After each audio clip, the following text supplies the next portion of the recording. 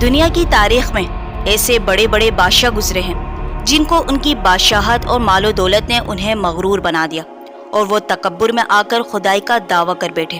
اس کے باوجود اللہ تبارک و تعالیٰ نے بہت سے پیغمبروں کو ان پر مبعوث فرمایا، ان کو ہدایت کی طرف بلایا، لیکن وہ اپنی سرکشی پر ڈٹے رہے، اللہ کی وحدانیت کا انکار کرتے رہے۔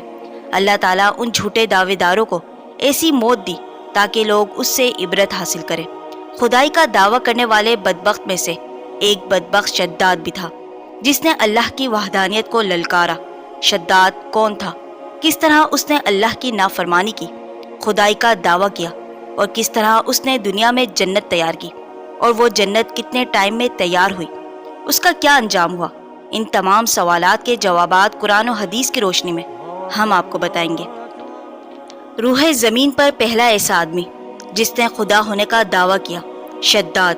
کچھ اہل ایمان والے اس کے دربار میں آئے، انہوں نے بادشاہ کو توحید کی دعوت دی تو وہ مذاق اڑانے لگا، کہنے لگا جس خدا کی طرف تم مجھے بلاتے ہو اور جس خدا کی تم مجھے دعوت دیتے ہو، کون ہے وہ؟ اہل ایمان نے کہا ہر قدرت اس کے اختیار میں ہے، ایک اکیلا اللہ وحدہ لا شریک ہے۔ کہنے لگا مجھے دیکھ رہے ہو، یہ سلطنت، یہ حکومت، یہ مال و دولت، یہ غلام، یہ کنیز ہے۔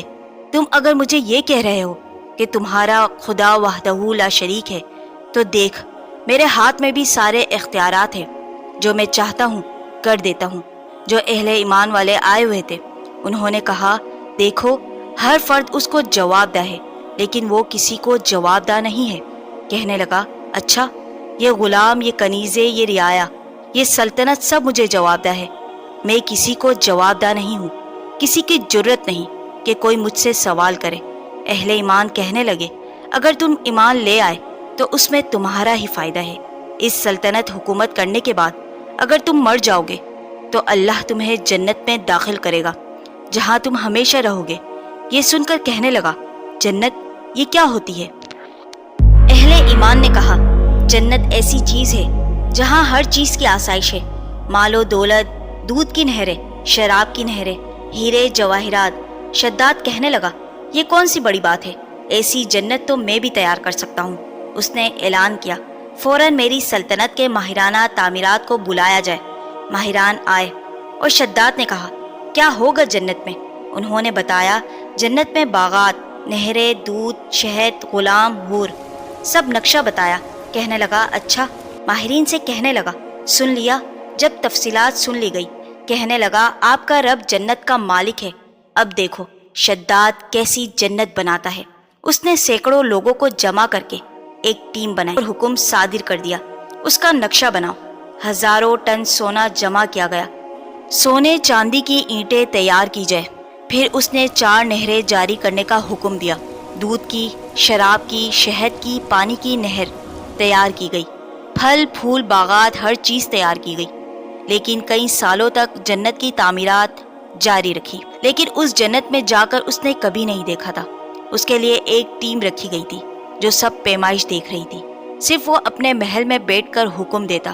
اس کا فیصلہ تھا جب پوری تعمیر ہو جائے گی تب میں جاؤں تاکہ کہہ سکوں اے اہل ایمان دیکھو یہ ہے میری جنت۔ شداد کو خبر دی گئی کہ اب جنت تیار ہو گئی، سینکڑوں باغات میں ہزاروں لاکھوں اقسام کے پھول، پھلوں کے درخت اور پھولوں کے پودے لگا دیے گئے، بلکہ وہ پھل پھول بھی دے رہے ہیں۔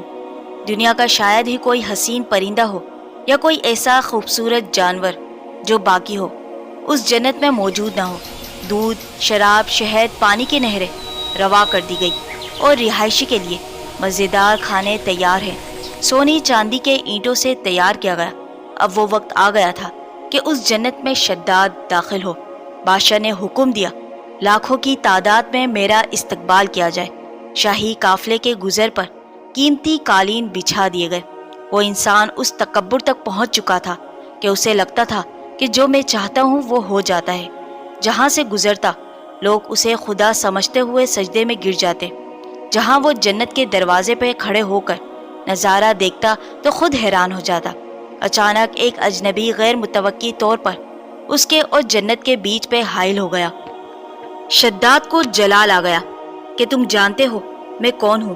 ایک طرف حیران بھی ہے کہ کوئی اسے ہٹا کیوں نہیں رہا، اتنی بڑی فوج کھڑی ہے سامنے۔ پھر کہنے لگا، جانتے نہیں میں کون ہوں؟ اجنبی نے بڑے سکون سے جواب دیا، جانتا ہوں تم کون ہو، دنیا میں جنت بنانے والا شداد۔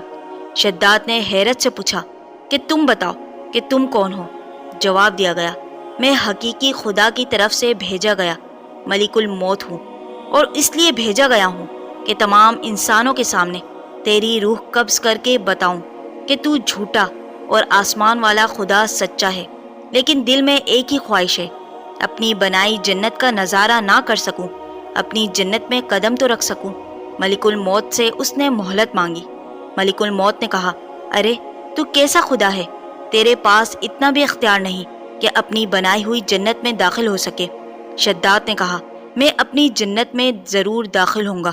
جو اپنی سواری پر سوار تھا، ایک پیر گھوڑے کے رکاب سے نکالا، دوسرا پیر زمین پر رکھنے کے لیے بڑھایا ہی تھا کہ ملک الموت نے تمام انسانوں کے سامنے اس کی روح قبض کر لی۔ روح قبض ہوتے ہی انتہائی بے بسی کے عالم میں زمین پر گر پڑا۔